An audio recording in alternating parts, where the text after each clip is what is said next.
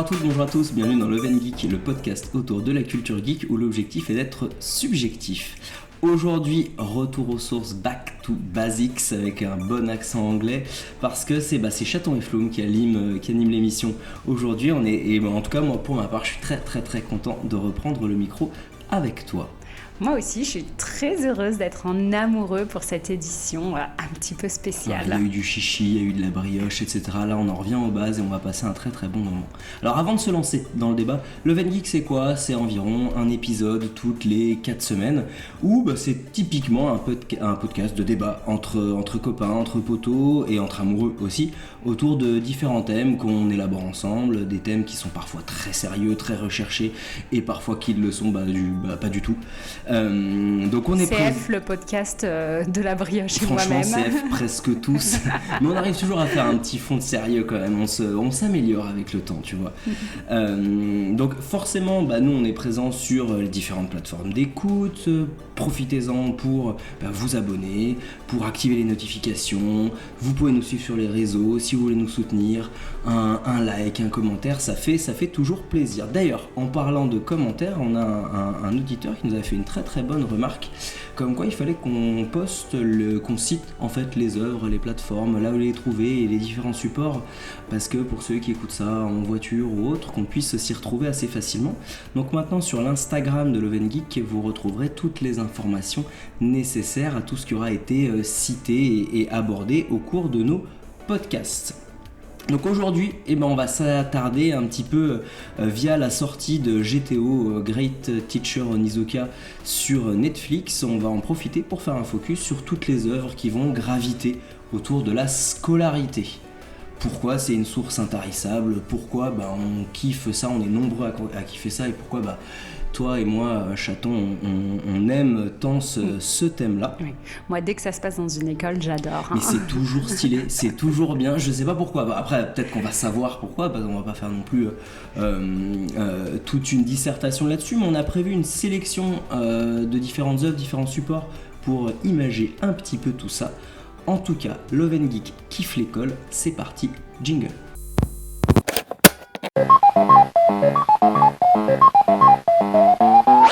Demain, quoi qu'on fasse, surtout je t'en supplie, essaie d'avoir plus de mots de vocabulaire. Faut que ce soit green, ok? 2, 1. Et oui, parce que l'école dans la vraie vie, c'est bien, mais l'école dans une fiction, c'est quand même plutôt pas mal aussi, voire même beaucoup mieux. Toute cette scolarité, ces facultés, ces écoles, ces académies, tout ce qu'on pourrait trouver, ça crée vraiment le centre d'un univers autour duquel vont graviter une infinité de possibilités. C'est qu'on a une base, on a cette école et on peut faire plein de trucs. On peut faire des histoires d'amour, on peut faire des histoires policières, on peut faire du crime, on peut faire beaucoup de choses. Des fois c'est redondant, mais parfois certaines œuvres peuvent nous surprendre, et en tout cas c'est toujours un décor qui est pour moi diablement efficace. Donc on va commencer par tout ce qui est série et cinéma, et c'est la douce voix du chaton qui va ouvrir le débat. Je t'écoute.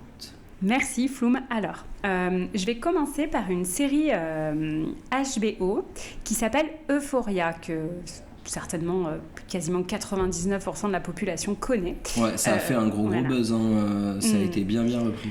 Pourquoi ? Parce que déjà elle a été coproduite par Drake, le rappeur. Cool. Donc, je savais pas. Donc elle a très bon fun fact. Ouais, elle a quand même pas mal de hype.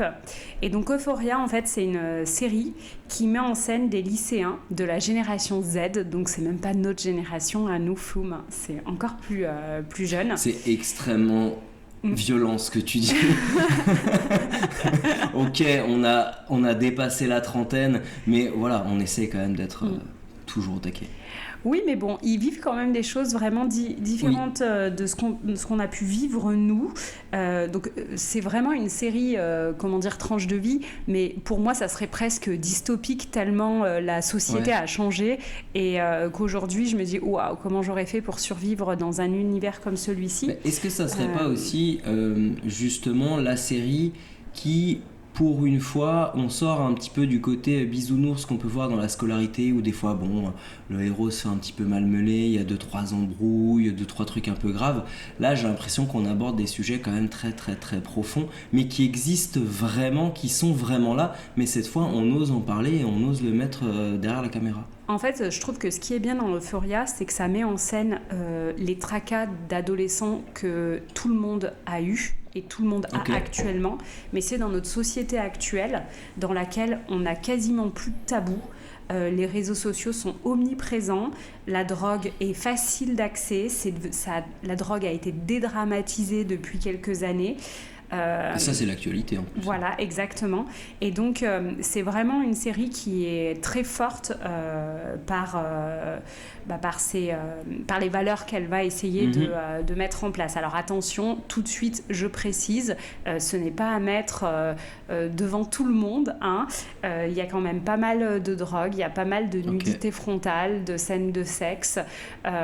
Donc, âme sensible, s'abstenir. Alors moi, je l'ai pas vu, cette série. Donc je me base sur tout ce que tu m'en as beaucoup parlé de toute façon, parce que c'est une série que tu as bien aimé et que tu as apprécié regarder. C'est quoi? C'est des lycéens? C'est des lycéens. Ah, c'est des lycéens, donc c'est-à-dire qu'on aborde la drogue, le sexe et tous ces problèmes-là sur du lycéen. Tout à fait. Et ça, c'est hard quand même. Enfin, c'est hard. J'ai c'est pas un petit cœur sensible, mais c'est quand même assez. C'est pas hard, c'est la réalité. C'est plus ou moins la réalité d'aujourd'hui. On démarre même avec le personnage qui est censé être un peu le personnage, je dirais pas principal, parce qu'en fait, c'est ça qui est bien dans cette série, c'est qu'il y a plusieurs personnages principaux, mais on va dire que le fil rouge, c'est quand même le personnage de Rue, qui est incarné par Zendaya, que tout le monde connaît. Et très fort. Et d'ailleurs, je pense que c'est un rôle pour lequel elle a eu des nominations au Grammy, je crois, ou quelque chose comme ça. Je sais pas même si elle l'a pas eu. Et en gros, Rue, elle est addicte depuis toute petite. Ça veut dire qu'on voit son addiction à des médicaments à la base. Donc addiction plutôt côté drogue. Côté drogue, mais d'abord médicaments pour soigner une dépression. Et puis après, vraiment, elle va passer sur le côté des drogues encore plus dures. On voit la facilité d'accès, on voit la dédramatisation, mais on voit aussi tout le côté, vraiment, là, on a vraiment une vraie addict, quoi. Quelqu'un qui a envie de s'en sortir, mais là, c'est... Mais qui ne peut pas. Son rôle, il est génial. Et à côté de ça, on va avoir plusieurs personnages qui vont graviter autour d'elle, qui vont devenir également des personnages principaux et qui ont chacun leur tracas, en fait. D'accord. Ce qu'il y a de bien dans cette série, moi, ce que j'ai adoré, déjà, c'est l'histoire, mais surtout, ce que j'ai adoré aussi, c'est la direction artistique, parce que les visuels de la série, ils sont incroyables. D'accord. Vraiment, je vous conseille à tous de la voir, rien que pour ça. Parce que la bande-son est super. Et puis, également, la distribution, elle est géniale. Donc il y a Zendaya, il y a Jacob Elordi que tu connais, il y a Sydney Sweeney, elle est super, elle bien sûr.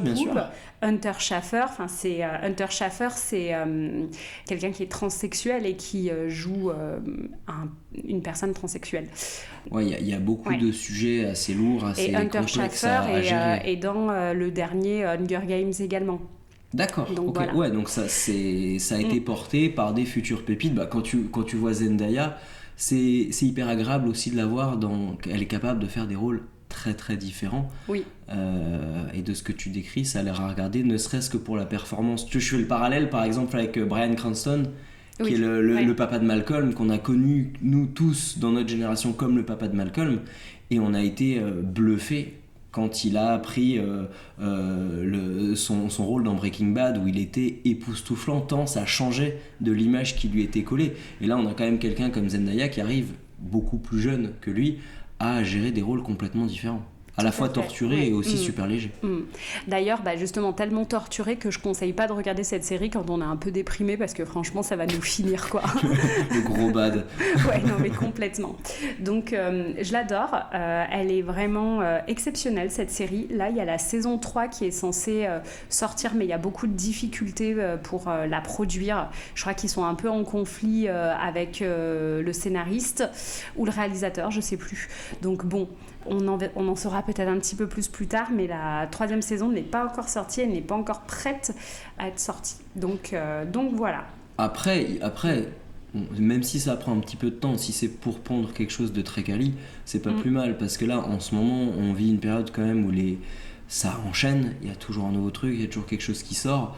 Des fois, moi, je préfère attendre un peu pour que la pépite, elle reste et qu'elle soit là et qu'on en profite toujours autant. Ouais, mais en tout cas, franchement, tous les acteurs de cette série, ils jouent trop bien. Et du coup, tous les personnages, même les personnages que tu vas les voir au premier abord, tu vas les trouver détestables. Et ils ont quand même un côté... tu peux pas les détester complètement, c'est ça qui est bien. Enfin si, tu peux les détester, mais je sais pas comment dire. Chaque personnage est vraiment hyper bien travaillé. Donc t'as pas un gros méchant, un grand gentil. Et les parents sont très présents dans l'œuvre, où c'est vraiment centré sur point de vue des lycéens. Et bien justement, les parents sont présents et on se rend bien compte qu'aujourd'hui, il y a un fossé énorme entre les générations parce que les parents, franchement, ils comprennent rien. Et en fait, on se rend compte aujourd'hui avec les réseaux sociaux, comme c'est facile de cacher des choses, en fait, d'avoir même pratiquement une double vie. Il y a une étudiante qui a une double vie dans cette série, qui a une vie sur les réseaux sociaux et une vie réelle qui n'ont rien à voir. Et j'adore d'ailleurs ce personnage, il me fait trop rire. Mais c'est vraiment, on voit qu'elle peut cacher un pan de sa vie ultra important à tout le monde, en fait. Donc, mais même à ses amis, pas qu'à ses parents. Même à ses amis, mais bon, après... Comme un personnage qu'elle s'est mis en scène. Ouais, après ça, je n'en dis pas plus, mais en tout cas, je vous la conseille. Réellement, c'est un chef-d'œuvre. Ouais, complètement. Mais tu sais quoi, mais franchement, moi je pense que je vais la regarder. En fait, en gros, ce qu'il faudrait qu'on fasse, c'est quand la saison 3 elle sort, mais il faudrait qu'on se les re-regarde ensemble. Ouais, carrément. Comme ça, moi je pourrais me remettre à la page et je serai à fond dedans, je pense. Oh bah ça me dérangerait pas de les remater. Mais tu vois, alors dans un contexte un peu plus léger quand même, moi je trouve que ça me fait directement penser à Sex Education, qu'on a adoré, qu'on a regardé ensemble pour le coup. Alors Sex Education c'est beaucoup moins sombre, c'est plus pop, c'est plus fluo, c'est vraiment tourné avec beaucoup de situations qui poussent au comique, mais je trouve qu'on retrouve cette ambiance de, il y a des vrais sujets compliqués, des vrais sujets lourds qui sont abordés maintenant de plus en plus tôt et justement dans les lycées sur la sexualité, sur l'identité, sur certaines addictions aussi, et je trouve que ça fait partie des séries qui cassent un petit peu les codes des séries classiques de teenagers dans un bahut. On a ce côté, il y a des trucs compliqués, les étudiants vivent des choses compliquées, des problèmes qui vont être existentiels, qui sont difficiles à gérer, et on est un petit peu sur on surfe sur ces séries sans tabou, qui font du bien, je trouve. On est loin du Dawson, quoi, si tu veux, qu'on connaissait quand on était ado. Tout à fait, et là c'est encore une fois une série où c'est vraiment la génération Z qui est mise en avant, donc qui est affranchie de plein de tabous que nous on se mettait dans nos têtes, qu'on se mettait, ou qu'on nous imposait, et là il y a cette culture de du lâcher prise, de la différenciation qui est super intéressante, et je trouve que c'est très bien amené. Ouais, et du coup ça me fait vraiment dire que cette génération est beaucoup plus mature sur certaines choses que nous au même âge, quoi. Enfin, des fois ils ont je trouve que la notion justement de la diversité, tout ça, elle est vraiment elle est vraiment puissante chez eux, et c'est naturel et c'est beaucoup plus mature que nous à notre âge. Enfin, oui, comme c'est mes toutes premières fois qu'on a regardé aussi. Non, oui. C'est ça, hein. Ah oui, non, mais là... ouais, non, c'est un peu plus léger, j'avoue, là, je vais un petit peu... Non, là, ça n'a rien à voir, là. Ouais, non, c'est vrai. Mais c'était pas mal aussi. Bah, regarde, j'apporte un petit peu de légèreté, parce que toi, tu vas nous parler de quelque chose d'un peu plus léger, non ? Oui, tout à fait. Justement, après vous avoir parlé d'Euphoria, je voulais vous parler de la première série que j'ai regardée, qui était en milieu scolaire, et qui, pour moi, est vraiment... le point de départ de toutes les séries qu'on a évoquées avant, Sex Education, Euphoria. Cette série, c'est Glee, qui a été faite par Ryan Murphy. Donc Ryan Murphy, il est connu... Oui, ouais. C'est vrai ? Oui, tout à fait. Donc vous connaissez tous Ryan Murphy, donc, qui a été diffusée sur Fox. C'est une série musicale, en fait, qui va mettre en scène un club de chant, le Glee Club, qui va essayer de gagner en gros le plus grand concours du pays, les Nationals. C'est vraiment en fait un concours de chant où il va y avoir plusieurs écoles qui vont s'affronter. Et donc, il faut savoir que le Glee Club, c'est un club de gros losers à la base. C'est vrai que la chorale, ça fait pas rêver. Surtout aux States, on est quand même plus porté sur tout ce qui va être foot US, basket, danse, etc. Moins le côté choral. Tout à fait.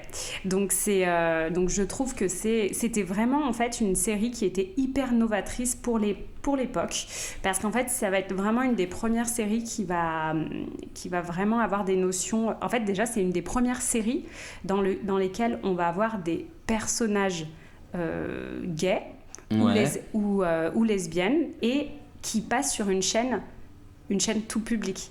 Parce qu'il y en a qui existent à cette période-là, mais ça passe sur le câble. D'accord. Okay. Donc ça, c'est une des premières séries qui est en prime time et où on va évoquer tous les sujets de l'inclusivité. Okay, avec plus d'audace que ce qu'on pensait. Tout à fait. Donc c'est quand même pas rien. Moi, ce que j'adore, bien sûr, la qualité des chansons, tout ça, j'adore.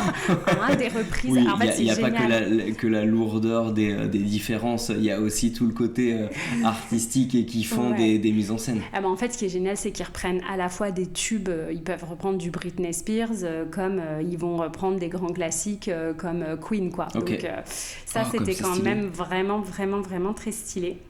Ça avait aussi, je pense que ça a vraiment réussi à prendre au cœur pas mal de personnes, même de mon âge ou même plus jeunes ou plus vieux, parce que c'était vraiment les notions de savoir croire en ses rêves, de refuser de rentrer dans le moule et de continuer. En fait, il y a vraiment cette notion un peu ce qu'ils appellent le bullying en anglais. Oui. Donc c'est vraiment être la tête de turc du lycée. Je pense que il y a pas mal de gens qui peuvent se reconnaître là-dedans. On l'a tous été à un moment ou à un autre. Oui. Et là, c'est ça qui est bien, c'est qu'en fait, direct, là, le héros, c'est pas la pom-pom girl, c'est pas le quarterback de l'équipe de foot, c'est celui qui joue à des jeux vidéo, c'est le nerd, c'est... mais ça a l'air d'être un personnage trop bien. Voilà, alors après, et justement, pour pas rentrer non plus que dans ce carcan-là, qu'est-ce qui va se passer, justement, un peu l'intrigue principale de la première saison, c'est qu'il va y avoir un joueur de football qui va intégrer cette équipe-là de Glee. Qui se moque un peu au début, qui se cache, qui veut pas que ça se sache. Exactement. Un bon schéma narratif bien classique, mais ça marche. Ouais. Il y a également un personnage qui va vraiment tout changer aussi, je trouve. C'est le personnage de Santana Lopez. Je sais pas si tu vois qui c'est. T'as peut-être, toi, comme t'as pas regardé, tu vois pas. Commence pas à dire que j'ai regardé Glee. Je voudrais pas qu'on me juge. Non. Santana Lopez, en fait, c'est une pom-pom girl hyper belle, qui a un franc-parler incroyable, un charisme de dingue, et qui, en fait, va développer des sentiments pour sa collègue pom-pom girl. Et là, vraiment, dans la série, c'était vraiment à la base un personnage secondaire, mais qui a eu une montée en puissance incroyable, parce que ce personnage-là, justement, il était trop fort pour tout le monde, en fait. C'est que elle rentrait dans aucun moule, justement. Elle, on la voyait, on l'imaginait avec justement le footballeur américain, et en fait, elle était amoureuse de sa copine. Mais comme ce qu'on nous a bourré le crâne sur toutes les œuvres américaines, c'était le quarterback et la cheerleader.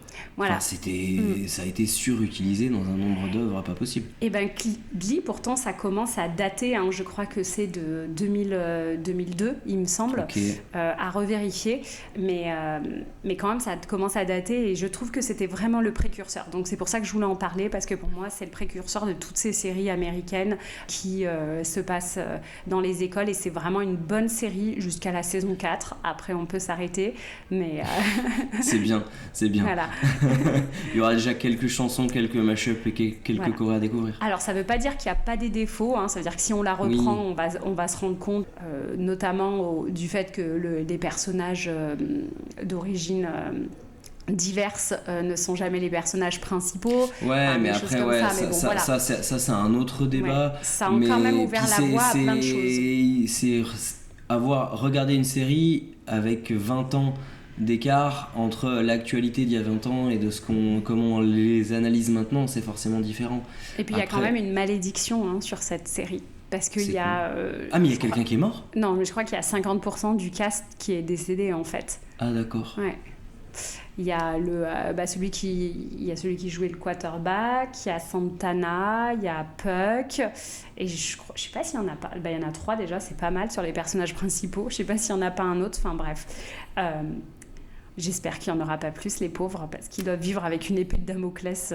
Sombre histoire. Voilà. On pourrait faire le lien avec un épisode sur les films ou les séries d'horreur. Oui, mais d'accord, très bien. Tu vois, moi je pensais que j'allais pouvoir enchaîner sur une note, tu vois, un peu fun, un peu drôle, mais là ça vient de plomber mon entrée en scène. Essaye de trouver quelque chose de fun, justement. Ouais, je voulais parler de Blue Mountain State, du coup, en disant, ça c'est super fun et tout, pour enchaîner sur Glee.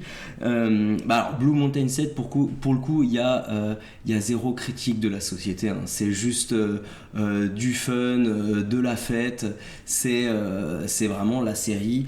Moi ça m'a fait penser à ça quand t'as parlé de Glee, parce que c'est la série où on parle des années lycée, des années même plutôt fac avec Blue Mountain State, ouais. Mais là par contre c'est que du kiff, c'est de la bande son. Ils font la fête, ils font n'importe quoi, mais je sais pas, ça m'a fait penser à ça. En tout cas c'est une série que moi j'avais bien aimé regarder, et quelqu'un qui veut passer un bon moment, qui veut pas se prendre la tête, c'est très très bien. Je trouve que c'est super si tu veux décrocher ton cerveau. Ouais, non mais voilà, c'est ça. Et en fait, pourquoi je parle de Blue Mountain State, c'était pour faire le lien avec Glee, mais c'est surtout que moi j'ai vraiment, quand on a parlé des œuvres sur la scolarité, sur les facs, etc., moi le premier truc qui m'est venu en tête, c'est toute la saga American Pie. C'est un film où tu tapes un gros délire entre potes. Tu regardes ça en lendemain de soirée, tu regardes ça quand t'étais ado, on était tous sur le canapé avec des pop-corn en regardant la télé. Alors faut aimer un peu le pipi caca. Je suis pas persuadé que ça ait très très bien vieilli. C'était vraiment l'humour de la lourdeur quand même sur certaines scènes. Oui. En tout cas moi ça m'a toujours fait beaucoup rire parce que je suis très humour pipi caca. Moi je me souviens qu'il y a 20 ans déjà ça me faisait pas tout le temps hyper rire. Ouais, mais c'était pas drôle. Ça doit être ça. C'était quand même très très rigolo. Enfin moi j'ai trouvé ça très très rigolo. Mais non, il y a des trucs qui sont drôles, mais je trouve que peut-être vraiment l'humour d'ado prépubère. Non, moi je trouve que dans les comédies américaines, le côté pipi caca, des fois ça va vraiment trop loin. C'est vrai que c'est un petit peu trop. C'est je pète, je fais n'importe quoi. C'est de l'absurde en fait. Ouais. Mais en tout cas, moi je trouve qu'en lendemain de soirée, en tout cas, c'était toujours très efficace. Pour l'analyser un petit peu plus, alors je sais pas si on peut avoir une analyse derrière American Pie, mais en on gros va le faire, donc ouais voilà, non mais c'est un peu comme quand on a parlé de Dragon Ball, c'est de creuser un petit peu et de trouver des trucs. Mais ces 4 ados qui font le serment tout simplement de perdre leur pucelage, on en revient un petit peu tu vois, avec ce côté sexe, ce côté difficile quand t'es adolescent. Ils veulent perdre leur pucelage avant d'arriver justement à la fac, c'est leur objectif. Donc c'est vraiment tout un film, surtout le 1, qui va traiter avec humour de ce que représente l'inconnu de la sexualité et de la fixation que les ados font dessus. C'est l'objectif, c'est quand est-ce que je vais perdre mon pucelage, quand est-ce que je vais ne pas avoir honte de moi-même, pas passer pour un loser, parce que... Toi t'as ressenti ça ? Mais je pense qu'on l'a tous un peu ressenti, à part les gens très matures peut-être comme toi. Mais je trouve que tu sais, t'avais ce côté un petit peu, ceux qui l'ont fait, ils se la pètent un peu, c'est les grands, ils ont connu vraiment quelque chose de grand, d'adulte, etc. Ah ouais, je trouve que American Pie, ça image bien ça, c'est cette pression qu'il y a dans la société de l'étudiant, ce passage à l'acte là. Puis tu sais, il est vachement connoté à moquerie aussi, je trouve, tu vois, celui qui ne l'a pas fait, celui qui sait pas de quoi il parle, etc. Et American Pie le traite avec humour. Et il y avait aussi les prémices de l'impact des réseaux sociaux avec la fameuse scène avec Nadia, où il y a une scène qui se passe où il se ridiculise, mais devant la webcam de tout le lycée. Donc t'avais un petit peu ce début de sujet dangereux, difficile à maîtriser, qui peut être lourd de conséquences, mais traité avec beaucoup d'humour et de situations plus tordues les uns que les autres. Mais moi je trouve que quand tu regardes un film comme ça, alors qu'on aime ou qu'on n'aime pas le pipi caca, je trouve que ça souligne vraiment l'importance de s'amuser, de profiter de ses années lycée, incarné grandement par le personnage de Stifler. Voilà, t'as une bande son de dingue, c'est du Sum 41, c'est du Blink-182. T'as en fait, quand tu regardes un film comme ça, t'as une envie de faire un barbecue, une grosse pool party, mettre la musique à fond, acheter 100 litres de bière et faire des bières pong toute la journée, tu vois. Mais t'as cette envie d'en profiter un max, et c'est toujours une petite bouffée d'air frais là-dedans. Et il y a une mention spéciale aussi que j'aimerais faire pour le numéro 4, American Pie 4, je crois que c'est Non, c'est pas Marion Lay, parce que Marion Lay c'était le 3. Mais c'est pour le coup qui va aborder, mais toujours avec légèreté, les problèmes de couple liés toujours au sexe et toutes les complications du quotidien. Avec les enfants, avec le désintéressement, avec toutes les responsabilités de la vie d'adulte. Et t'as cette petite piqûre de rappel dedans où l'importance de garder son côté enfant, son côté fêtard, son côté jeune, son côté insouciant. Et c'est toujours un vrai pur kiff pour moi de regarder ces films-là. Tout ce qui est Campus Movie, pour moi, c'est que du bonheur. Eh ben, écoute, j'ai un film comme ça. Moi, c'est vrai que les American Pie, je me suis jamais vraiment identifiée à ce genre de film parce que je trouvais qu'il y avait quand même un petit côté absurde qui faisait que j'y croyais pas. L'image des étudiantes et des filles, c'est pas ouf non plus, tu vois. C'est vraiment les mecs qui font n'importe quoi, qui sont prêts à dégrader un petit peu les autres élèves. Je trouve qu'il y avait quand même un vrai côté film pour les garçons. Ah mais complètement. Tu vois. Mais c'est un film, on est bien d'accord. Et donc ça, du coup, moi, j'accrochais pas trop.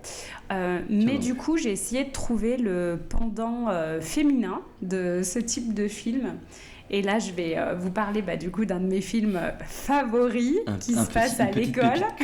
Une petite pépite culte qui s'appelle Mean Girl ou en français Lolita malgré moi, avec la génialissime Lindsay Lohan qui a pas très bien vieilli dans ses plus belles années. Et avec mais il y a Rachel McAdams aussi Rachel dedans. McAdams qui joue l'infâme Regina George, qui est vraiment le personnage le plus stylé. Mais franchement, c'est la peste la plus stylée de caricature tout de la l'univers. grosse peste. Ouais, tout à fait. Et en fait, Mean Girl, c'est vraiment pour moi le film, le teen movie par excellence. Mais pour les filles, parce que qu'est-ce que c'est justement ? C'est une jeune fille qui à la base fait l'école à la maison. Enfin, c'est pas vrai. Oui, si, c'est à la donc maison. Donc l'héroïne Lindsay Lohan. Ouais. Okay. En fait, l'héroïne n'est jamais allée vraiment dans une vraie école parce que ses parents voyagent énormément, donc elle fait l'école à la maison et là, enfin, elle va pouvoir rentrer dans une vraie école. Et là, elle arrive dans l'école américaine typique et c'est ça qui est génial en fait, c'est de voir à quel point l'école, c'est l'école, la vraie, donc pas l'école à la maison. C'est obligé de... en tout cas, moi, pour ma période à moi, quand j'étais au lycée, et surtout au lycée, parce que là, ça se passe au lycée, c'est vraiment... Il y a toujours des groupes qui se forment. Tu es toujours en groupe. Ton but, c'est d'appartenir à un groupe. Ouais, mais t'as vu, rien que la pression sociale que ça met, on s'identifie tous à ce genre de situation. Ça, pour le coup, moi, je m'identifiais à fond là-dedans. Et en fait, c'est vraiment ça. On se rend compte que le lycée, c'est une société en part entière. Et Mean Girl, c'est vraiment un film qui s'y prête vraiment. Parce qu'on a vraiment... c'est marrant parce qu'à un moment dans le film, il y a un des personnages secondaires qui parle de Regina George, donc qui est la grande méchante, et qui l'appelle la reine des abeilles. Et en fait, c'est vraiment ça, quoi. Dans le lycée, t'as vraiment les gens cool. Tout le monde gravite autour d'elle, veulent se rapprocher d'elle. Et donc, c'est vrai que ça représente, pour le coup, réellement notre génération. Je sais pas toi, mais moi, j'avais vraiment les gens qui étaient cool, et puis il y avait les pas cool. Moi, je faisais partie des pas cool, d'ailleurs, mais de ceux qui étaient avec un bouquin. Moi, c'était un peu... C'était comme toi, je crois que en fait, je faisais partie de ceux dont on se souvenait pas trop. Ouais. Tu vois, on n'avait pas forcément l'envie d'être pote avec. Et donc cette fille, en fait, Lindsay Lohan va se lier d'amitié avec Regina George et son gang pour finalement se rendre compte que tout ça, c'est de la manipulation. Mais franchement, c'est génial. Je vous conseille vraiment ce film. Pour moi, c'est un chef-d'œuvre. Non, mais attends. Non, mais tu ne vas... Si. C'est une Madeleine de Proust, peut-être. Non, je veux dire, c'est un chef-d'œuvre de teen movie. Tu me laisses pas finir jusqu'au bout. C'est vraiment un chef-d'œuvre de teen movie. Il y a tout ce qu'il faut. Et en fait, pour moi vraiment, c'est passé au rang de, de culte, de vraiment de cultissime, tellement culte qu'aujourd'hui, il y a un remake qui a été fait. et qui a l'air franchement pas mal. Je l'ai pas encore vu, mais j'ai trop envie d'aller le regarder. Je sais T'as pas peur que ça casse un peu le... non, parce que là, pour te dire, ils ont... Enfin, vraiment, c'est un remake, mais ils s'en cachent pas. C'est vraiment... et puis, il y a une partie un petit peu chantée pour que ça change un peu. Je pense que ça va être vraiment pas mal. En tout cas, je vous conseille l'original, ça, c'est sûr. Et même en me le regardant comme ça, maintenant, passer la vingtaine bien dépassée. Oui, la vingtaine bien passée, ouais. Oui. Tu t'es auto-censuré sur ton âge. Oui, voilà. Non, mais je me suis dit que ça vieillissait trop, trop bien. Vraiment. Écoute, parfait, merci beaucoup. On a bien déblatéré sur tout ce qui va être œuvre du 7e art et série. On va passer maintenant en revue les formats papier, voilà comment on a axé un petit peu notre podcast. Et pour les formats papier, on va te redonner la parole, mon chaton, qui va nous parler d'un livre. Nous t'écoutons.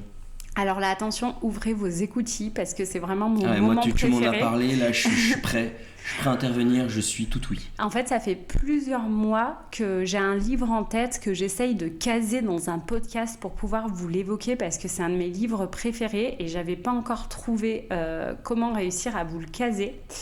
Mais là aujourd'hui, ça y est, c'est son jour. Donc notez bien le titre. Donc on va en parler pendant 3 heures, le podcast en fait 4. Non, je vais essayer d'en parler assez rapidement, mais vraiment, je vous le conseille à 2000%. Allez-y tout de suite. Donc c'est Nevernight. Déjà, le nom est cool. Ouais, Nevernight de Jay Kristoff. C'est une œuvre de fantasy pour changer. Et donc vous vous doutez bien qu'il y a un lien avec l'école. Et qu'est-ce que ça va être ce lien-là ?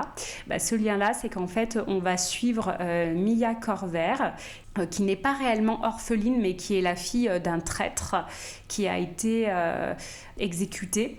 Ouais. Donc si, en fait, elle est orpheline, histoire, il me semble. Aussi, si elle est orpheline. En gros, sa famille a été exécutée parce qu'elle a essayé de créer un soulèvement dans le pays. Et donc, Mia, elle va se cacher tout en essayant de se venger du Sénat qui... venger du système. Voilà. Okay. Ouais, qu'on appelle le Sénat. Et donc, elle va réussir à intégrer une école d'assassins. Ouh, ça c'est stylé. Voilà. Ça c'est stylé. Là, tu vois... Ça me parle un petit peu plus déjà. Tout à fait. Donc elle va intégrer l'Église Rouge, qui est une qui est en fait une école qui va préparer tous ces tueurs débutants à devenir les élus de Notre-Dame du Saint-Meurtre. Non mais alors il y a trop de phrases trop stylées là, faut qu'ils arrêtent avec les noms. Mais tout à fait. Mais en fait, il y a un truc là qui me vient. En gros, c'est une école d'assassins. C'est ça. Donc genre ils ont un petit agenda avec de 11 à 12, on a empoisonnement. Exactement. À 14h, je reprends avec poignard quoi.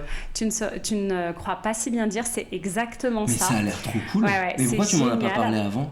Si, je t'en parle je t'en parle je devais super pas souvent. écouter.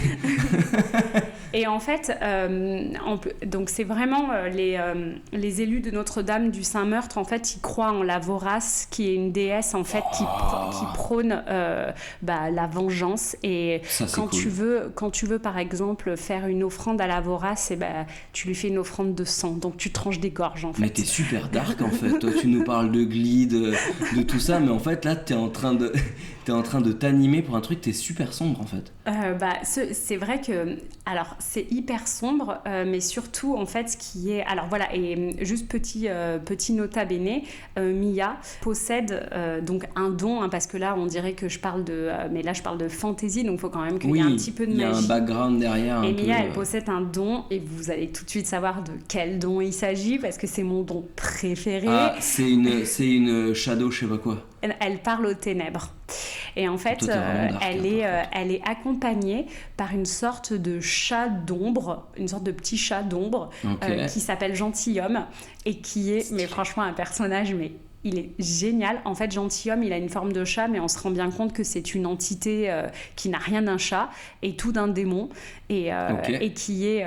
et en fait, Ce qui est génial en fait dans ce livre, c'est tout bonnement en fait, c'est l'œuvre intégrale. En fait, c'est Jay Kristoff, il est trop fort dans sa manière d'écrire parce que par exemple, Gentilhomme, c'est un personnage, on sent bien mais elle que est possédée. Non, pas du tout. Elle discute avec les ombres. Tranquille. Et en fait, elle arrive du coup Salut, un ça petit peu va, à les ouais, manipuler. tranquille, Et donc en fait, il y a quelqu'un, une ombre qui s'appelle Gentilhomme et qui va l'accompagner et ils se parlent entre eux. Et par exemple, Gentilhomme, c'est complètement un démon. Et des fois, quand elle lui parle et qu'elle lui dit tais-toi, il va lui faire miaou juste pour la faire chier, quoi. Donc il est énorme. Ouais, c'est un peu une chat. petite peste. Ouais. Et donc en fait, dans Nevernight, ce qu'il y a de bien, c'est que Jay Kristoff, il a réussi à développer un univers qui est incroyable. Déjà, on est dans un monde où il y a 3 soleils et où on a une non-nuit. En gros, il fait toujours plus ou moins jour. Okay. On comprend que...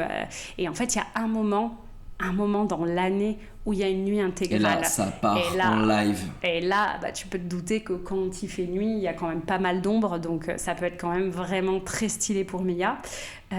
Donc l'univers, en fait, il est hyper détaillé. Jay Kristoff, en fait, ce qu'il y a de bien, c'est qu'il laisse pas de place au doute. C'est vraiment... il arrive à rentrer dans des détails, mais sans en parler pendant 3 heures. Parce que moi, au bout d'un moment, quand il y a 10 pages de description, j'en peux plus. Il est ultra impactant, en fait, dans son écriture. Il est trop fort. Je dirais que la seule difficulté du livre, elle se trouve dans les 30 premières pages où vraiment là, en fait, il nous plonge tout de suite dans ce monde-là.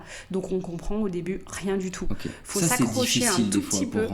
Ouais, mais c'est hyper intriguant en fait. Hyper intriguant. Et au début, on comprend pas. Et puis tout doucement, on va commencer à comprendre. Et après, justement, on comprend tout. Parce que Jay Kristoff, comme je te dis, il laisse pas de place au doute en ce qui concerne son world building. Parce que par contre, en ce qui concerne le scénario, il est trop fort. Il arrive à nous mener, mais franchement, il nous berne. Il est trop fort. Il arrive à nous berner et à nous faire partir avec Mia, d'ailleurs. On part avec elle sur des mauvaises pistes. Et puis après, on se retrouve sur les fesses avec des gros cliffhangers. Donc ça, j'adore.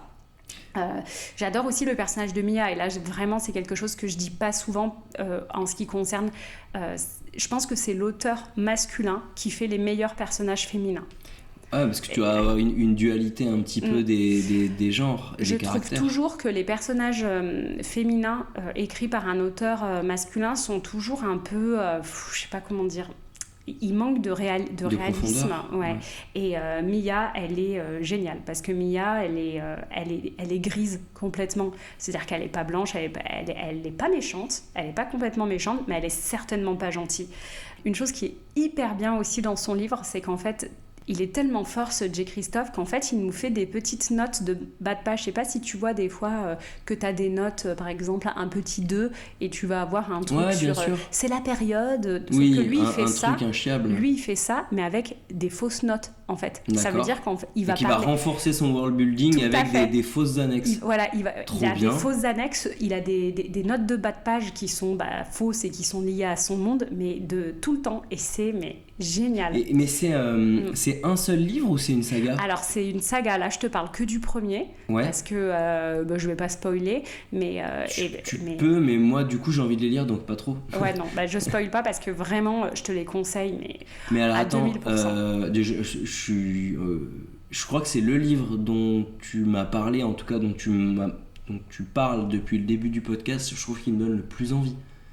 Ça a l'air trop bien. Non mais franchement je pense que même là je lui rends pas honneur, c'est vraiment génial. Je vous invite tous à le lire, c'est un pur moment. Mais c'est un pur moment de bonheur, j'adore. Et puis comme je vous dis, le world building il est génial, le scénario il est incroyable, les personnages sont hyper bien travaillés, la plume de Jay Kristoff elle est ouf. T'as lu sur liseuse ou sur bouquin ? Je l'ai lu sur liseuse, oui. D'accord. Mais j'ai envie de m'acheter les bouquins parce qu'ils sont trop beaux en plus.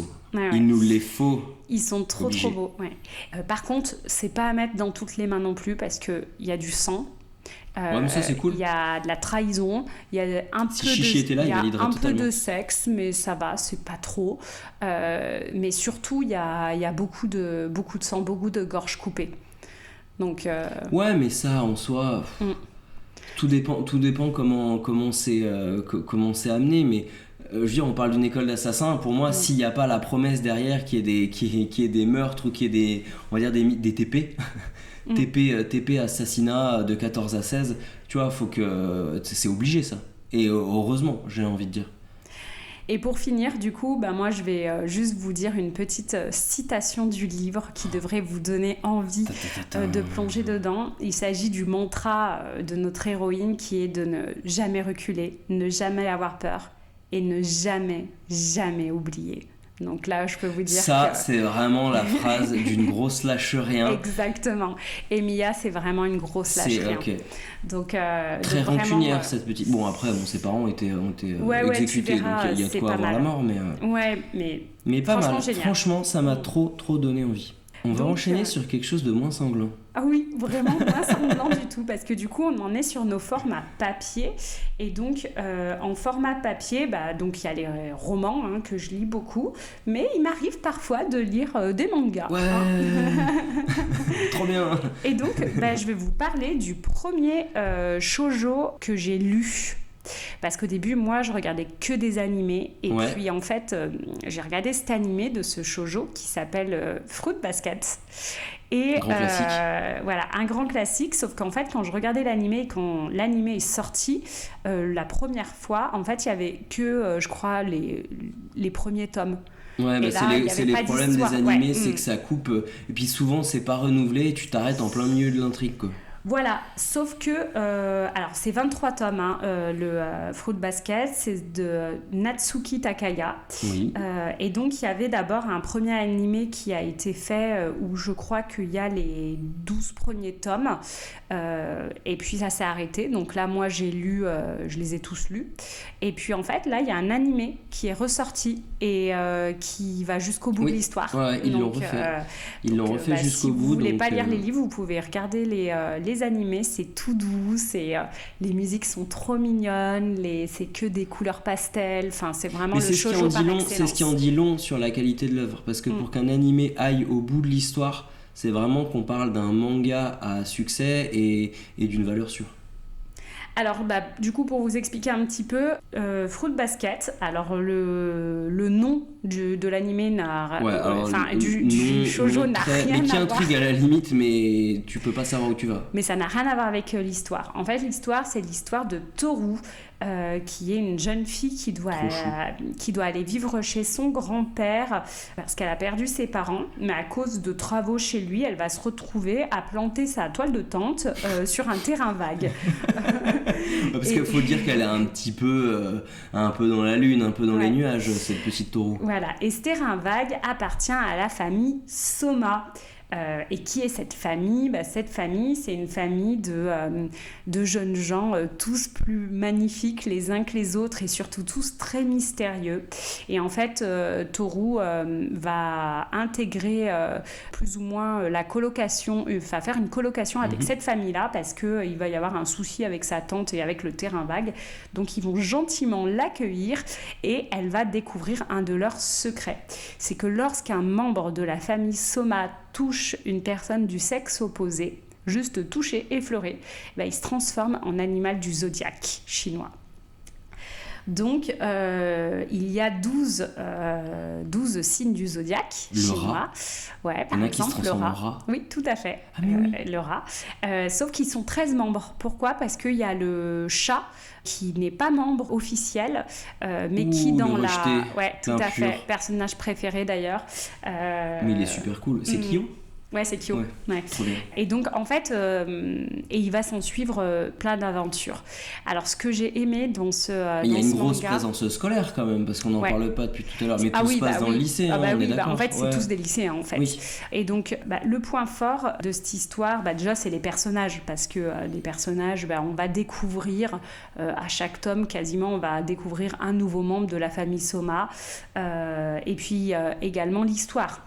Il y a un gros mystère qui s'épaissit sur cette malédiction de plus en plus et donc on va en savoir de plus en plus à travers les tomes, mais surtout ce qui est incroyable, c'est ce qui rejoint le côté vraiment école, lycée, c'est les relations entre les personnages. Le début des histoires d'amour, la réflexion sur les sentiments. Vraiment, l'amitié aussi, elle est vraiment hyper forte. C'est plus qu'une histoire d'amour, Fruit Basket, c'est une histoire d'amitié. Alors après, ce qui est compliqué aussi dans l'exploration des sentiments, comme c'est retranscrit en tout cas par les mangaka, c'est que les Japonais ils font vraiment une grosse introspection de leurs sentiments et on est toujours entre l'amitié et l'amour. Tu sens que pour eux des fois c'est très très difficile de mettre un mot, de mettre une limite sur ce qu'ils ressentent. Et ça se ressent énormément à travers Fruit Basket. Exactement, oui. Enfin bon, quand même... Oui, il y a une forme de triangle amoureux qui va bien vite sûr qu'il y a un dépasser. triangle amoureux, mais en tout cas on retrouve un petit peu cette exploration des sentiments qui est toujours très présente dans le manga et dans les shoujo. Ouais, tout à fait. Et donc en fait ce que j'aime dans ce manga, c'est que c'est un mix en fait entre un manga tranche de vie et un manga fantastique quand même, parce que t'as la notion de pouvoir, t'as quand même un sacré mystère là-dessus. T'as des transformations, c'est... Tout à fait. Et puis bon bah le gros kiff c'est juste Toru. Toru, elle est géniale comme personnage. Franchement, elle a vraiment une manière d'être c'est de l'optimisme à l'état pur. Elle me fait beaucoup penser à une amie à moi qui doit certainement écouter ce podcast. Donc ma petite Léna, si tu te reconnais. C'est ce que je veux dire. Tu penses qu'elle allait se reconnaître ou pas? Si, je pense que Léna... Tu lui as déjà dit? Oui, je lui ai déjà dit, mais je sais pas si elle s'en souvient. Mais Léna, c'est bien toi. Et c'est d'ailleurs agréable d'avoir un personnage principal de shoujo et même de manga d'une manière générale qui est quand même cool. Moi je trouve que Toru c'est pas un personnage qui va nous sortir par les yeux et qui va créer par sa bêtise des situations improbables. Non. C'est juste son trait de caractère un petit peu dans la lune, un peu rêveuse qui fait que, mais c'est super bien amené et c'est super bien écrit. Ouais. Et puis les dessins sont magnifiques. C'est assez beau, les dessins sont magnifiques. Et dans l'animé, les musiques sont vraiment sympas aussi. Oui. Donc, un manga qui se passe à l'école, je dirais Fruit Basket, c'est mon préféré. Bah, tu vois, moi, pour enchaîner sur la partie manga de romance, alors... Un manga de romance n'est pas forcément tout le temps un shoujo, ça peut être du shonen aussi, mais moi pour clore un petit peu tout ça, il y a 2 mangas que je conseille fortement toujours sur le thème de l'école. C'est Komi cherche ses mots, qui a été grandement popularisé par sa sortie sur Netflix en tant qu'animé, et Bocchi the Rock, qu'on peut regarder sur Crunchyroll. Pourquoi j'ai choisi ces deux œuvres-là pour clore la parenthèse avec ce que tu as dit, c'est que c'est deux œuvres qui traitent de l'anxiété sociale. On a 2 filles, 2 personnages qui sont que deux héroïnes tout simplement, qui ont une peur panique qui les rend muettes, qui les rendent... cette peur les rend incapables d'avoir une interaction avec qui que ce soit. Donc il y a un petit peu tout ce travail sur le renfermement, sur l'impossibilité de communiquer, et c'est très bien amené. On s'identifie facilement, on est très sensible par rapport à ces héroïnes-là. Donc Komi, elle, c'est la star de son lycée, ou de son collège, lycée ou collège, mais elle peut pas parler, tellement elle a peur de s'adresser aux gens. Donc elle, ça va être l'objectif de sa vie, c'est de réussir à s'ouvrir aux autres. Et après on a Bocchi the Rock, moi gros coup de cœur que j'ai découvert dernièrement. Je suis même pas sûr de t'en avoir parlé. Non, parce que comme il cherche ses mots, oui, mais Bocchi the Rock, non. Et à Bocchi the Rock, j'ai découvert ça sur mes nombreuses insomnies. Et en fait c'est une ado qui a peur de tout le monde, qui a peur de parler aux autres, qui est insignifiante, qui voudrait être populaire, qui voudrait être la star, qui voudrait juste avoir des amis, mais qui n'y arrive pas, qui est complètement invisible aux yeux de tous, mais qui s'est passionnée pour la guitare électrique. Et qui va faire des vidéos anonymes sur ce qu'elle fait à la guitare, qui est super connue par internet. Tu vois, tu parlais des réseaux sociaux, de la seconde vie, qui est super connue sur internet, et qui va se dire allez, là maintenant moi je veux faire partie d'un groupe de rock. Elle va s'ouvrir au monde, elle va s'ouvrir aux autres par l'intermédiaire de sa passion et par le groupe de rock, et j'ai trouvé que c'était hyper rafraîchissant de l'introduire comme ça. Alors que Komi, c'est un petit peu, elle va rencontrer quelqu'un dans sa classe qui va faire attention à elle, qui va l'aider. Là, t'as ce côté, j'utilise ma passion pour m'ouvrir vers l'extérieur, et j'ai trouvé ça vraiment super sympa. Et ça m'a donné envie de les lire. Ouais, mais cool. C'est vrai que le manga, quand même, le manga se prête... Enfin, l'école se prête très très bien au manga. Qui est surutilisé, parce que le manga, vu qu'à la base, tout ce qui est manga, tout ce qui est shonen, on s'adresse d'abord normalement, mais... je mets des guillemets, vous les voyez pas, mais toi tu les vois, tu peux témoigner. Le shonen, ça veut dire manga pour jeunes garçons. Un shonen, c'est un jeune garçon. Ouais. Donc on s'adresse forcément à des personnes qui sont à l'école, donc il faut qu'ils puissent s'identifier à tout ça. Et c'est souvent, comme on le disait au tout début, le centre d'un univers où plein d'histoires différentes peuvent graviter, comme les mangas de sport, comme les mangas de romance, etc. Ou comme même les shonen ultra connus. Finalement, Naruto, c'est une école de ninja. Bien sûr. My Hero Academia, c'est une école de héros. C'est une académie de héros. Non, mais on pourrait en citer plein. Même Bleach, ça démarre, il est lycéen. Je veux dire, c'est toujours un petit peu la même chose. Mashle, qui est la copie conforme de Harry Potter en version manga. Mais il y a toujours ce fond là parce que ça plaît aux lecteurs tout bonnement. Mais du coup là c'est l'occasion de parler justement de GTO où cette fois on va pas le personnage principal n'est pas un élève ou une élève, c'est le prof. Et ça c'est trop cool parce que GTO c'est mon manga préféré. Je pense que je le dis à quasiment tous les podcasts. Pourquoi? Tout bonnement déjà parce que Onizuka, je crois qu'avec JD de Scrubs et Jake Peralta de Brooklyn Nine-Nine, je crois que c'est le personnage qui me fait le plus rire, toute œuvre confondue. C'est vrai que c'est vraiment le personnage. Moi, je pense que c'est vraiment le personnage. Je pense que c'est le manga sur lequel je me suis tapé des vrais fous rires. Ah ouais. Tu sais, tu lire et rire devant. Parce que moi, généralement, je souris un peu. Oui, il y a une différence entre sourire et éclater de rire. Ah mais moi, il n'y a que GTO qui m'a fait éclater de rire. Déjà, un personnage qui est travaillé de fou, mais des dessins qui sont tordants. Mais c'est pas non plus un manga que centré sur l'humour. Ouais. C'est vraiment un manga qui va traiter de toutes les difficultés sociales japonaise et que tous les étudiants peuvent trouver. Mais ce que j'ai bien aimé moi là-dedans, c'est que tu vois, moi, geeker pour moi c'est synonyme d'évasion. Moi quand je dis que quand j'ai passé une sale journée, j'ai envie de me plonger dans un RPG, j'ai passé une bonne journée, j'ai envie de me plonger dans un RPG parce que un jeu vidéo, une œuvre qui me fait voyager. Et là GTO c'était très particulier parce que c'est un des premiers mangas que j'ai découvert, mais j'avais l'impression d'avoir une évasion dans la vraie vie. Je m'explique. T'avais l'impression d'avoir un parallèle plus concret parce que je découvrais une œuvre qui n'était pas fantastique. Encore une fois des guillemets, parce qu'on a un personnage qui est quand même particulièrement fort et relativement immortel. Mais je découvrais pas du Dragon Ball, pas du, je sais pas moi, pas des œuvres comme ça totalement fictives, où on avait un personnage qui suivait ses principes mais dans la vraie vie, qui dérogeait à la règle dans la vraie vie, où dans cette œuvre-là, on apprend que être différent, ça peut être une force. On apprend qu'il y a une place pour tout le monde. Et être en dehors des standards, c'est pas grave. On a un prof qui est en dehors des standards parce que c'est vraiment le gros loupard, c'est le Yankee, c'est le mec qui est politiquement incorrect, etc. Mais qui a envie qui a envie de prendre les jeunes sous son aile, qui a envie que les jeunes s'amusent, aient des bonnes valeurs. Et on apprend dans ce manga-là que certaines valeurs et certaines choses sont beaucoup plus importantes que les standards que la société impose. Et surtout au Japon, où tout est très strict, tout est normé, tout est la culture de l'excellence, et lui, il va apprendre à ses élèves que n'y a pas que ça.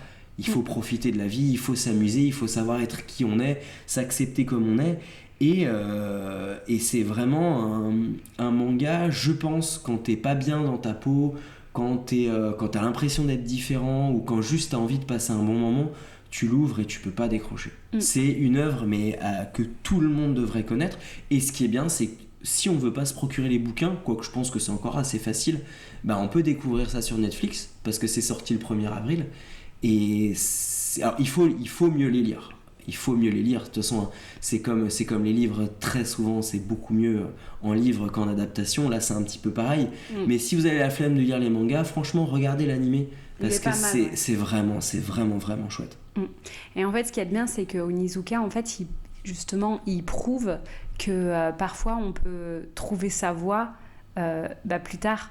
On n'est pas obligé de le faire au lycée. Exactement. Et c'est quelqu'un qui part de rien, qui a aucun diplôme, qui a rien, qui a toujours été considéré comme un déchet, comme un moins que rien. Et il va apprendre à toutes ces personnes qui sont en difficulté ou qui ont du mal à trouver leur place que ce ne sont pas des déchets. C'est juste qu'ils n'ont pas rencontré les bonnes personnes ou ils ont été là au mauvais moment et t'as une espèce de prise de confiance en soi qui est hyper rafraîchissant. Et oui, moi je trouve qu'il est, il est super comme manga parce que justement il montre à tous les élèves que... parce que moi je trouve que c'était vraiment une pression aussi, là on parle du Japon, mais je trouve que c'est une pression et que là j'ai l'impression, vu ce que j'entends avec les Parcoursup, tout ça, qu'aujourd'hui il faut savoir au lycée déjà ce que tu veux faire de ta vie. Oui. Il faut que tu saches... Il n'y a que l'école qui est importante, il n'y a que les études qui est importante. Il faut que tu saches qui tu es, alors que pour moi clairement c'est dans mes années post-lycée que j'ai commencé à me construire en tant que personne, à avoir des idées qui me ressemblaient, et je continue encore de me construire, et on s'arrête jamais. Mais là on demande quand même à des lycéens de tout de suite savoir ce qu'ils veulent faire dans la vie, d'avoir un schéma de vie, un plan de carrière, et je trouve que Grettichar Onizuka, c'est ça qui est chouette, c'est que lui en fait il montre de par sa propre personne qu'on n'est pas obligé de faire tout ça et départ. que t'as l'impression que tout est possible. Moi, tu vois, c'est ça que je disais, que j'ai l'impression de vivre l'évasion dans la vraie vie, c'est que t'as l'impression de dire, ouais, mais au final, je peux être pas la personne qu'on attend, ou je peux pas être un standard, je peux juste être moi-même et prendre du plaisir dans ce que je fais, et peut-être que j'ai tout simplement pas rencontré les bonnes personnes, donc c'est des vitamines, en fait, moi, je trouve, ce manga. C'est un manga qui est vitaminé, qui donne envie de profiter de l'instant, de pas se prendre la tête, d'envoyer bouler les problèmes, de pas grandir, et chaque chose en son temps, quoi. Et puis c'est drôle d'avoir un personnage principal qui a quand même, il a le feu en lui, tu vois, il a un peu le neketsu, sauf que c'est un gros pervers, quoi. Ah là ouais, lui, il rentre pas dans les... politiquement incorrect, il est politiquement incorrect. Il rentre pas du tout, tu vois, dans les petites cases du personnage c'est pas le héros sans peur et sans reproche. Alors, à chaque fois, au dernier moment, il reprend un petit peu son rôle de sauveur, mais il a quand même cette attitude vraiment border où tu sens que c'est quelqu'un à la base qui est pas hyper net. Mais franchement, regardez-les, lisez-les, il me fait un peu penser... Et on en apprend beaucoup sur la culture japonaise, d'ailleurs. Il me fait un peu penser au personnage de Kaiju 8. Ouais, Kafka. Ouais, il me fait un peu penser à Kafka. Bah, tu sens... Alors là, bon, Onizuka, à la base, il a 21 ans au début du manga, mais ils le font un peu passer pour un daron, tu vois, alors qu'il a juste 21 ans, tu vois. Mais ouais, t'as ce côté un petit peu... c'est un héros mentor. C'est bizarre comme œuvre, que le héros soit un mentor. Et c'est en dehors des sentiers. Pour une fois, le personnage principal n'est pas un élève, c'est un prof. Et bref, regardez-les, lisez-les, c'est topissime. C'est culte, même. Mais bien sûr que c'est culte. Et les jeux vidéo dans tout ça. Ah bah, ça, je peux pas t'en dire plus. Merci de me laisser la parole sur ce sujet brûlant. Alors, les jeux vidéo, c'était pas facile. Pas facile, mais il y en a un qui a popé directement dans ma tête. C'est Persona 5.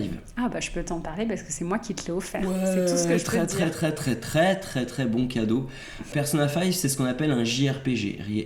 RPG, role-playing game. On incarne un personnage qu'on va faire évoluer, qu'on va faire monter des niveaux, qu'on va façonner à notre image, mais en version japonaise. Pourquoi ? Parce que c'est un jeu vidéo qui est vraiment à part. C'est des sagas qui sont vraiment à part. Parce que c'est difficile à pitcher. En gros, le jour, on est un lycéen. Donc on fait des trucs de lycéen. On va en cours, on décide à qui on parle, on peut avoir des jobs, aller faire du sport, aller boire un verre avec les copains. Le jour, on est un lycéen. Et la nuit, on est une sorte de justicier où on va combattre l'injustice, la corruption, la violence, le côté sombre des gens. On va éradiquer les démons. En gros, on va changer la personnalité des gens. C'est un peu Inception, tu vois. On va semer la graine du changement dans la tête des gens, pour qu'ils arrêtent de faire n'importe quoi. Et en gros, c'est tout sous fond de... En gros, quand tu rentres dans la tête des gens, t'es dans un donjon, il y a des monstres, il y a des choses comme ça. Mais t'as ce côté... pourquoi je l'ai mis dans la case des œuvres scolaires, c'est que la journée, t'es un étudiant, t'as ton calendrier, qu'est-ce que je fais le matin, qu'est-ce que je fais le midi, qu'est-ce que je fais le soir. Et en fait, le calendrier, là où c'est bizarre, c'est qu'une fois que ta journée elle est passée, c'est-à-dire que tu peux plus revenir dessus. Donc c'est à toi de faire tes propres choix, c'est qu'est-ce que je fais de ma vie d'étudiant fictive. Ah bah tiens, lui je l'aime bien ce personnage, je vais aller manger des ramen. Ouais, mais là, ce serait bien que je me fasse mon petit job étudiant, il faut que je me fasse de la thune, tu vas aller faire des cafés. C'est hyper particulier, mais t'es plongé dans l'ambiance tokyoïte pure et dure, et t'as ce côté, tu t'incarnes un étudiant, quoi. Et c'est vraiment, vraiment, vraiment particulier. Ceux qui aiment... Alors, faut être ouvert d'esprit parce que c'est une catégorie qui ne peut pas plaire à tout le monde. Moi, mes cousins, ils n'ont pas aimé du tout, alors qu'ils sont très branchés jeux vidéo aussi.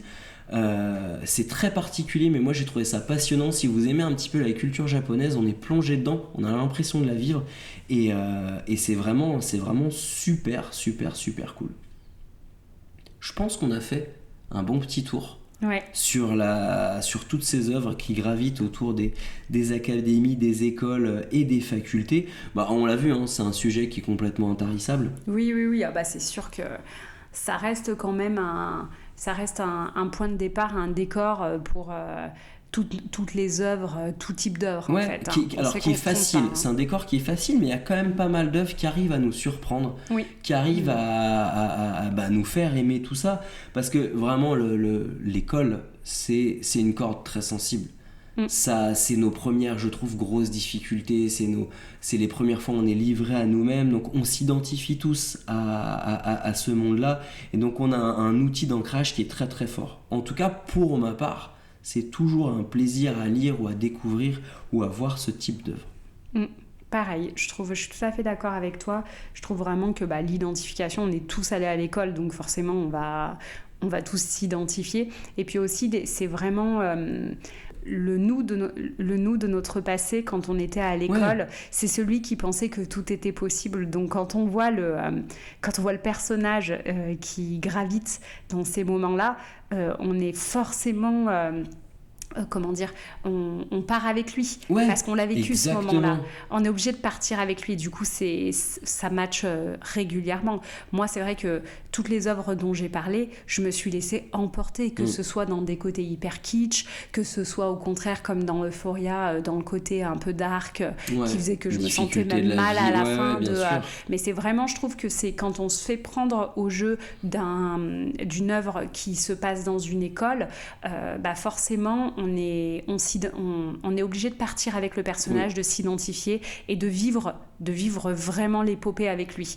Ouais, je suis tout à fait d'accord. Et en tout cas, pour finir, mention spéciale à Nevernight, tu m'as trop chauffé. Je pense que je vais l'acheter et je vais le lire. Eh bien écoute, j'espère.